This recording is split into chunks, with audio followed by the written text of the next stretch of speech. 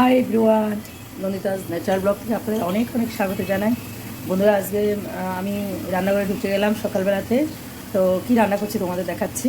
আলু পটলের ডালনা করবো। আজকে শনিবার, আমরা নিরামিষ খাই। এই যে পটলটা কেটে রেখেছি, যে আলুটা ভাজতে দিয়েছি।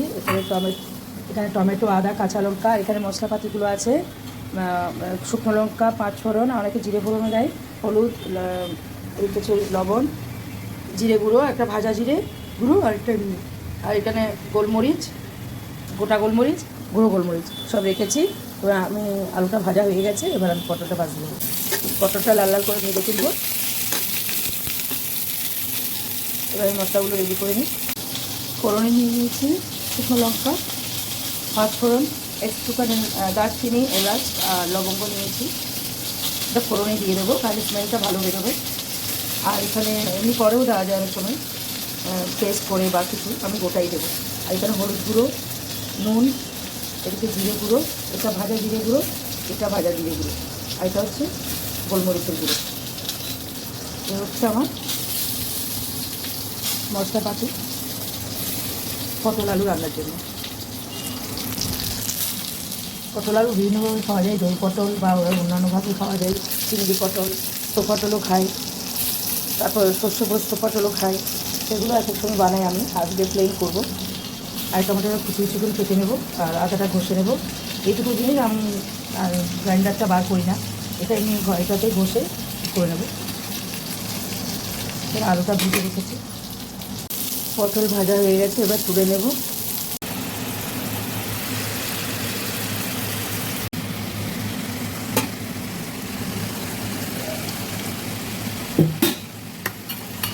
এগুলো সব একসাথে তুলে দিয়ে দিচ্ছি। পরিমাণ ঠিক করেই দিয়েছি, বেশি কম নেই। আমি সব নুনটা যদি সামান্য হয়, এটা পরে খেয়ে দেখলে বুঝতে পারবো। এটা আমি দিয়ে দিলাম কষানোর মধ্যে, একসাথে কষা হয়ে যাবে।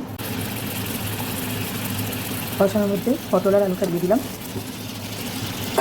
আবার কষিয়ে নেব। আলু পটল সহ একটু কষিয়ে নেবে, তাহলে মশলাটা এর মধ্যে ভালোভাবে ঢুকে যাবে। এবার আমি চাপা দিয়ে দেবো, চাপা দিয়ে দেবো।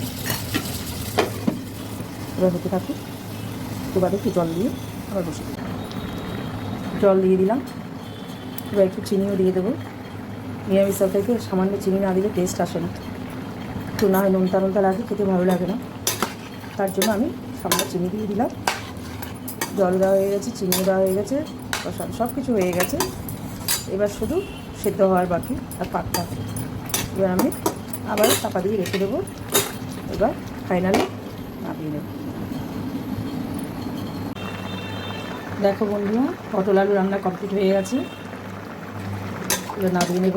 হালকা ঝোল ঝোল রেখেছি, কষা ঠিক না, আবার ঝোলও না, মানে অল্প অল্প, না ঝোল না রাখলে তো হবে না, ভাতটা তো খেতে হবে। ভাবে তৈরি করেছি।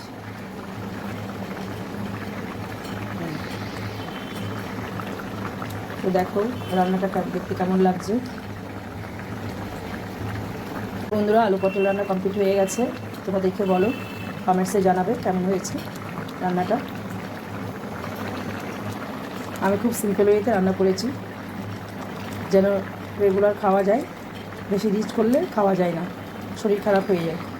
এটা না হলে নয়, সেরকমভাবেই করেছি। আর দাগগুলো মনে হচ্ছে পুড়ে গেছে, আসলে পুড়ে যায়নি, একটু মেরুন মেরুন হয়ে আছে। ক্যামেরায় ঠিক কালারটা আসছে না,